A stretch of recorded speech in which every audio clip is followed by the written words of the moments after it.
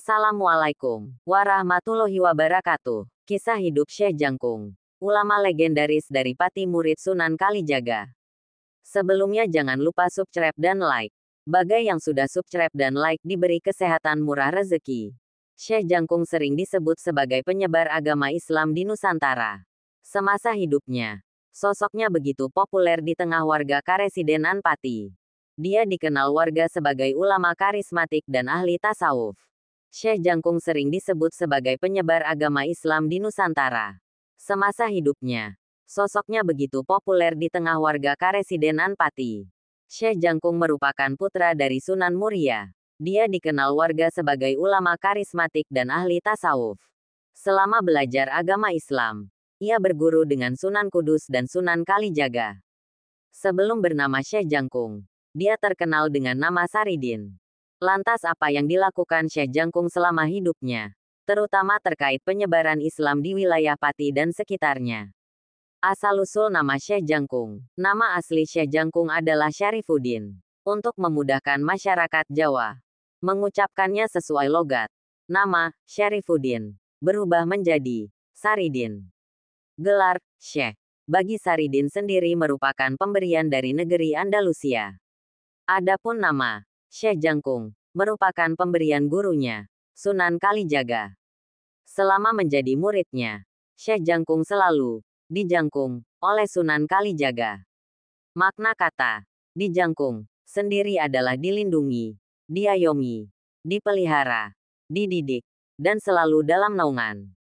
Setelah sekian lama berguru dengan Sunan Kalijaga, Syekh Jangkung diminta menyiarkan Islam pertama kali di sebuah desa bernama Desa Miono.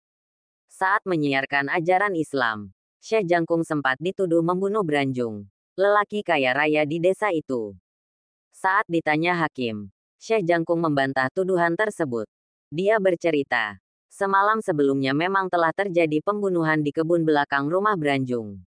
Saat itu, Syekh Jangkung dan Branjung menjaga pohon durian untuk dibagi dua.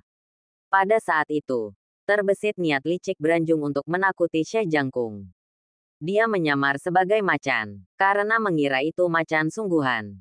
Syekh Jangkung mengambil bambu runcing dan menusukkannya ke perut Branjung berulang kali hingga tewas. Akhirnya Syekh Jangkung dihukum mati. Atas tindakan ini, Syekh Jangkung dihukum mati di hutan Pati. Namun Syekh Jangkung ternyata masih hidup dan lari dari hutan untuk selanjutnya pergi ke Kudus. Di Kudus inilah ia bertemu dan berguru dengan Sunan Kudus. Setelah berguru dengan Sunan Kudus, Syekh Jangkung kembali menjalani masa pelarian dan akhirnya pulang ke Pati. Di rumahnya, Syekh Jangkung memelihara kerbau jantan yang cukup besar bernama Kebo Dungkul Landoh. Kerbau ini dibawa kemana-mana dan menjadi terkenal di Pati. Karomah Syekh Jangkung. Selain dengan Sunan Kalijaga, Syekh Jangkung juga pernah menjadi salah satu santri Sunan Kudus. Pada suatu hari, Sunan Kudus menguji kesaktian Syekh Jangkung yang saat itu dianggap paling pintar di perguruannya. Saat itu Sunan Kudus bertanya, apakah setiap air pasti ada ikannya? Saridin menjawab, ada, Kanjeng Sunan. Mendengar jawaban itu Sunan Kudus memerintahkan seorang murid untuk memetik buah kelapa dari pohon di halaman. Buah itu kemudian dipecah. Jawaban Saridin terbukti. Ternyata di air buah kelapa itu terdapat sejumlah ikan. Sunan Kudus tersenyum. Namun satri lain menganggap Saridin lancang dan pamer kepintaran. Raden Saridin atau Syekh Jangkung lahir pada 1540-an Masehi. Ia merupakan putra Sunan Muria dengan istri Dewi Samaran atau Dewi Sujinah. Saridin yang hidup pada masa Kerajaan Demak, Kerajaan Pajang dan awal Kesultanan Mataram Islam. Juga kerap disemati gelar Waliul Ilmi Sunan Landoh atau Sunan Landoh.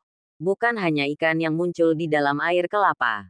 Karomah Saridin juga kembali terlihat saat digarapi santri lain. Suatu ketika, para santri tengah mengisi bak kamar mandi pesantren dan Saridin diminta turut berpartisipasi. Air diusung dengan ember dari sumur menuju bak mandi. Namun Saridin sengaja tidak diberi ember. Kebetulan di tangan Saridin tengah berpegang keranjang penyimpan rumput. Dan lazimnya keranjang untuk rumput. Seluruh permukaannya berlobang-lobang. Saridin diminta mengambil air dengan keranjang. Saridin hanya mengiyakan. Tanpa pikir panjang dimasukkannya air sumur ke dalam keranjang yang berlobang-lobang. Lagi-lagi terjadi fenomena ajaib yang membuat semua tercengang. Air di dalam keranjang yang semestinya tumpah, ternyata tidak tumpah. Dalam sekejap, Saridin mampu memenuhi bak mandi pesantren. Namun peristiwa yang terjadi dianggap telah menurunkan wibawa Sunan Kudus. Saridin dihukum dengan diusir dari pesantren. Saat meninggalkan pesantren Sunan Kudus, Saridin bertemu Syekh Malaya atau Sunan Kalijaga. Ia pun nyantri kepada Sunan Kalijaga. Oleh Sunan Kalijaga, Saridin diminta menjalani tirakat tapakungkum berendam di Laut Jawa. Karena tak mampu berenang, konon Saridin terseret arus laut hingga terdampar di Palembang.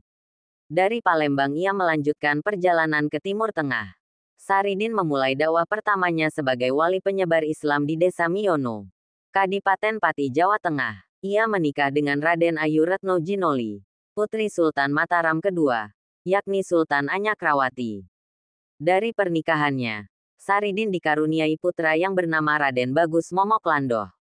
Sejumlah sumber sejarah menyebut, Saridin juga menikah dengan Raden Ayu Retno Diluih, putri Kesultanan Palembang.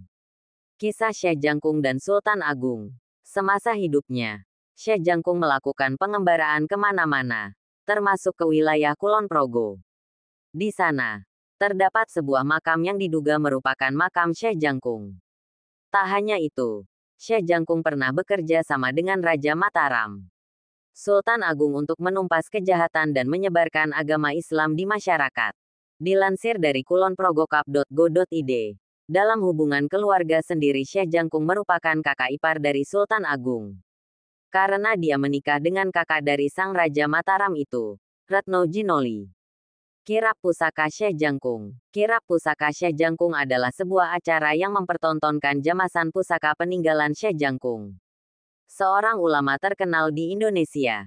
Pada kirap ini, beberapa pusaka yang diarak, di antaranya yaitu Kudi Rancang, Batok Bolu, dan Al-Quran tulisan tangan.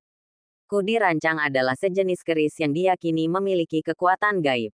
Pusaka ini memiliki pola dan bentuk yang unik, serta memiliki nilai historis yang tinggi. Batok Bolu adalah alat musik tradisional Jawa yang terbuat dari batok kelapa dan dilengkapi dengan balutan kain. Alat musik ini sering digunakan dalam berbagai upacara keagamaan di daerah Jawa. Dalam upacara kirap, batok bolu sering dipukul atau dimainkan untuk menambah semarak acara. Salah satu pusaka yang paling berharga dalam kirap pusaka Syekh Jangkung adalah Al-Quran tulisan tangan. Al-Quran ini merupakan naskah Al-Quran yang ditulis secara langsung oleh Syekh Jangkung. Al-Quran tulisan tangan ini memiliki nilai spiritual dan historis yang sangat tinggi bagi umat Islam.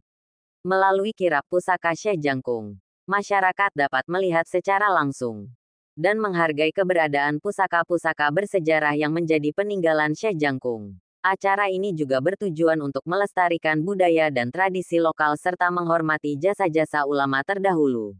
Saridin yang sampai akhir hayatnya bertempat tinggal di Pati, Jawa Tengah, tutup usia pada tahun 1641 Masehi. Hingga hari ini makam Saridin atau Syekh Jangkung banyak dikunjungi para peziarah. Mudah-mudahan bisa bermanfaat dan diambil hikmahnya. Terima kasih.